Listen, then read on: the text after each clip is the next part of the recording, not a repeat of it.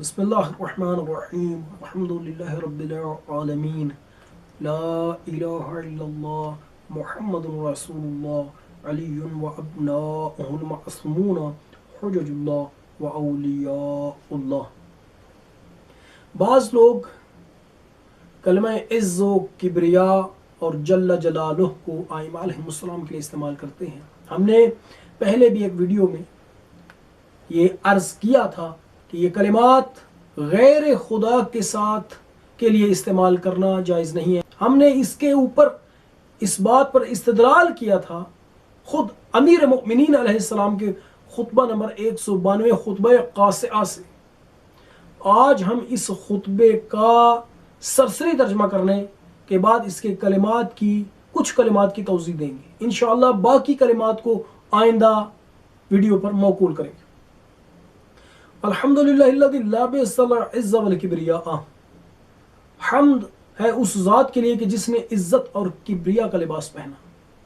واختارہما لنفسہ، اور ان دونوں کو اپنی ذات کے لیے اختیار کیا، دون خلقہ، اپنی مخلوق کے بغیر۔ وجعلہما حما وحرما علی غیرہ، اور ان دونوں کو عز و کبریا کو حمن اور حرم اپنے غیر پر قرار دیا۔ واصطفاہما لجلالہ، اور ان دونوں کو اپنے جلال کے لیے چنا، اختیار کیا۔ وجعل اللعنۃ علی من نازعہ فیہما من عبادہ، اور اللہ نے لعنت کو قرار دیا اس پر کہ جو خدا سے جھگڑا کرے، خدا سے لڑائی کرے ان دونوں میں اس کے بندوں سے، یعنی جو بھی خدا کے علاوہ ان کلمات کو یعنی عز و کبریا کو خدا کے علاوہ اپنے لیے استعمال کرے، خدا نے اس پر لعنت کرا دی۔ یہ اس خطبے کا سرسری ترجمہ تھا۔ اب عز کا معنی کیا ہے؟ معنی عز هو الملک والقدرت والغلبہ، ملک و قدرت و غلبہ، اس کو عز کہتے ہیں۔ عزیز اللہ کے اسماء الحسنی میں سے ایک اسم ہے۔ عزیز کا معنی صدوق علیہ الرحمہ فرماتے ہیں هو المنیع، میم نون یہ عین، الذی لا یغلب، جس پر غلبہ نہ کیا جا سکے، وہ قوی ہے کہ جس پر غلبہ نہ کیا جا سکے۔ وهو ايضا الذي لا يعادله شيء وانه لا مثل له ولا نظير، اور اسی طرح سے اس عزیز کا معنی یہ بھی بیان کیا گیا کہ جس کے مساوی کوئی چیز نہ ہو، جس کے لیے کوئی مثل اور نظیر نہ ہو۔ اب کبریا ہوا سلطان القاہر، سلطان غالب کو کبریا کہتے ہیں۔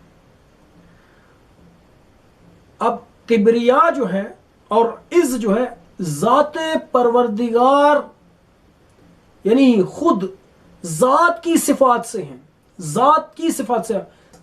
صفات ہمارے پاس دو طرح کی ہیں، ایک صفات ذات ہے، ایک صفات فعل ہے۔ یہ دونوں ذات یعنی صفات ذات سے ہیں، صفات ذات سے، اور اس کا مطلب یہ ہے کہ ان کو ذات سے سلب نہیں کیا جا سکتا، کیونکہ ذاتی جو ہے خداوند متعال کی ذاتی صفات کو خدا سے سلب کرنا محال ہے۔ اور اب چونکہ کلمہ جو ہے امیر علیہ السلام کے خطبے میں اس طرح سے آیا تھا الحمدللہ الذی لبس العز والکبریا، تو لباس جو ہے وہ سلطان بھی پہن سکتا ہے اور فقیر بھی پہن سکتا ہے، تو یہاں پہ اختصاص حاصل نہیں ہو رہا تھا۔ ممکن ہے کوئی کہے کہ لفظ لابسہ سے تو اختصاص حاصل نہیں ہوتا، وہ ذات کے جس نے عزت اور کبریا کا لباس پہنا، تو لباس سلطان بھی پہن سکتا ہے، غیر سلطان بھی پہن سکتا ہے، فقیر بھی پہن سکتا ہے۔ تو یہاں اس وجہ سے امیر علیہ السلام نے ایک اور کلمے کو اضافہ کیا، یعنی ایک اور جملے کو اضافہ کیا، واختارہما لنفسہ، اور اللہ نے ان دونوں کو اپنی ذات کے لیے اختیار کیا، اپنی مخلوق کے بغیر۔ یعنی یہ دونوں کلمات خدا کی ذات کے لیے، مخلوق کے لیے استعمال نہیں کیے جا سکتے۔ اور اس سے مراد کیا ہے؟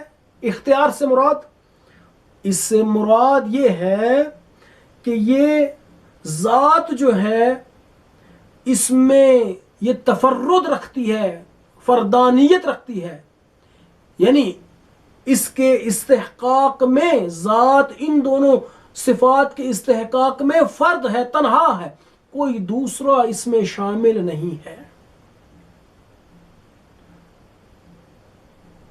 کیوں؟ اس لیے کہ مستحق عز و کبریا کا صرف اور صرف وہ ذات ہے، یعنی ذات پروردگار ہے، اس کے علاوہ کوئی نہیں۔ وصلی اللہ علی سیدنا محمد و